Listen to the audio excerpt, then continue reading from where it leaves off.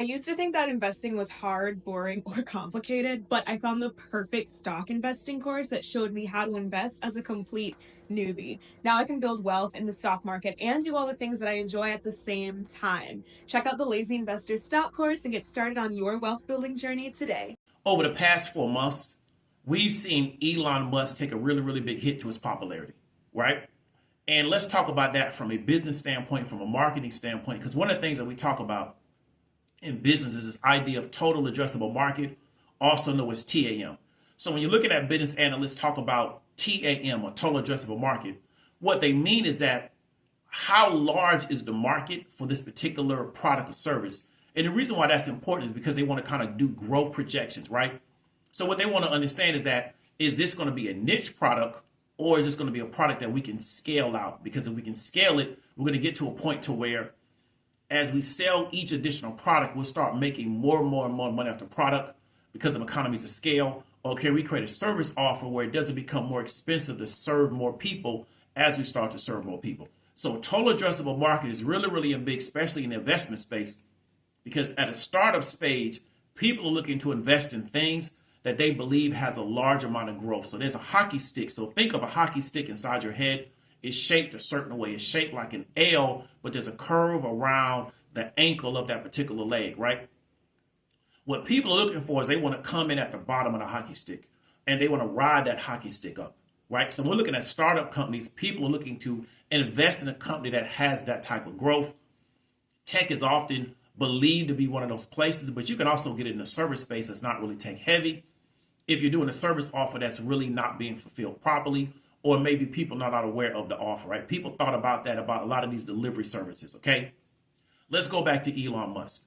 Here's what happened to Elon Musk, right? And this is not my commentary or opinion. It's actually what happened for people that kind of follow this. And the reason why I'm hip to it is because I've been trading Tesla as a trader since maybe 2019. Let's say 2019, right? So in 2025. So I've been trading Tesla now around 6 years. And so I'm in tune with what's going on in Tesla because I trade the stock. And I'm a person that believes that if you trade the stock, you have to understand what's going on in the company. Here's the reality of the situation. The EV market in America, right, was always a very, very small part of the market, right? It was never a major part of the actual car market, okay? However, Elon took advantage of what we call a niche market, right? So the EV market was a very, very small market, and then Tesla was the major player in a very small market. So something that you may not be aware of, a term that we call back in the day, a big fish in a small pond. Okay? So here's an example. You are a big time athlete, right? And you're at a small school. You're a big fish in a small pond. You're now a big time athlete and you go to a major university. Now you can get lost in the sauce because why? There's other big time athletes at the university. So now what you have to do is figure out, how do I stand out amongst all these other big time athletes? But you can be the biggest athlete in your high school because you go to a high school, got 2,000 people. Then you go to University of Texas, you got 60,000 people on the campus, and you got big time athletes in all these different sports. You may just get lost in the sauce, right? So what I want you to understand is that Tesla was an EV player in a niche market, right? So they were the leader in a very, very small market. And the average American really didn't know or care about Elon Musk. He was a star in a very, very small market. Now, he had a lot of money, but his notoriety and his celebrity was very, very small, right? When he was in the Iron Man movie, most people had no idea who he was. So that scene in Iron Man, and most people didn't even know what Iron Man that he was in, it just went straight through. Because why? Nobody knew who the guy was.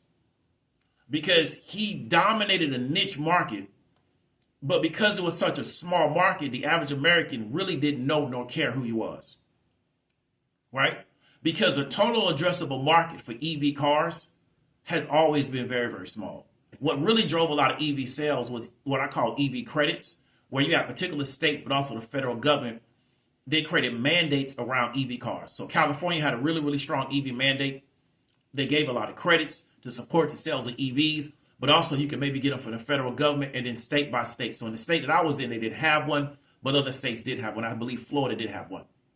So Tesla benefited because they was an early mover in this particular space. And there's a lot going on behind the scenes with that. We're not going to get into that. We're going to talk about his celebrity and total addressable market.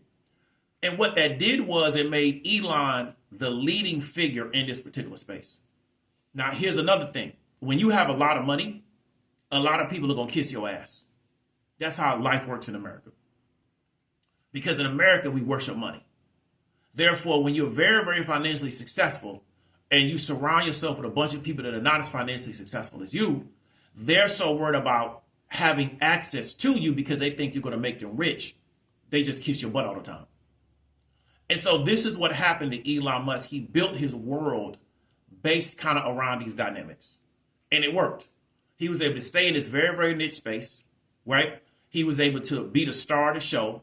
Everybody kissed his butt because they were so worried about what he was going to think about them. And they really felt like, well, you know what, my association and my attachment to Elon is going to make me successful, because when a guy's worth billions, he can make you worth millions really, really easy, right? It's nothing for Elon Musk to take somebody out of nowhere and give them a $10 million a year business, right? Because he can give them some of what he currently has going on with any one of his businesses. Now you got a $10 million a year business. So he can make you $1 million real easy, right? And he insulated himself from what was going on in the rest of the world. However, when he brought himself into politics and he brought himself into the mainstream, what we're seeing is that a lot of people really don't like Elon Musk like that. He thrust himself into a very, very controversial space, right? He doesn't have the appeal of Trump, right? You can say what you want to say about Trump. Even though Trump has naysayers and people that don't like him, there's more people that like Trump than like Elon Musk. Even people on the right don't like Elon Musk. They just don't like the guy. They're not a fan of what he's about. They're not a fan of what he's done. And so therefore now there's a lot of criticism on him because a lot of his quirks, a lot of his kind of weird behavior, it worked when he built a very, very small tribe of people and everybody around him just told him he was the best thing since sliced bread.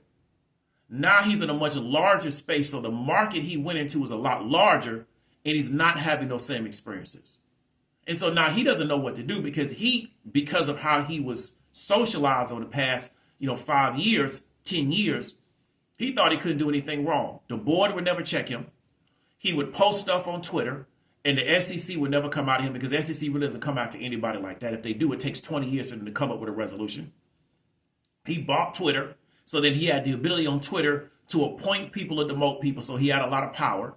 So it was always this effort to try to impress Elon and make sure he liked you or make sure he didn't or he was not displeased with what you were doing. Now, when you go out to the larger world and you're dealing with people that don't care about any of that, they don't care about you liking them. They're not hoping that maybe my association with Elon Musk will make me rich. They're just going to do what they want to do.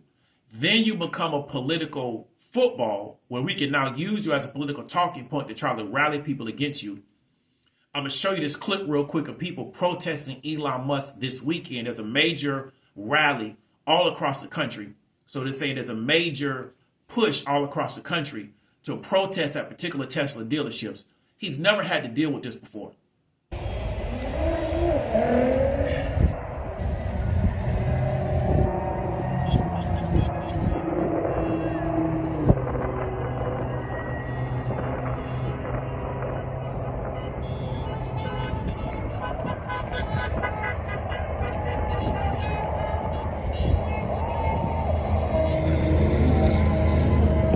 Right? And so what I want you to understand is that what you're doing may not scale, right?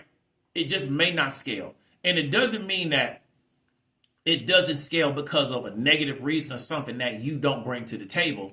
Is that for what you do and how you bring it to the table, there may only be an audience of 10 people for what you do, right? It just may how it works. There may only be an audience for 1,000 people for what you do.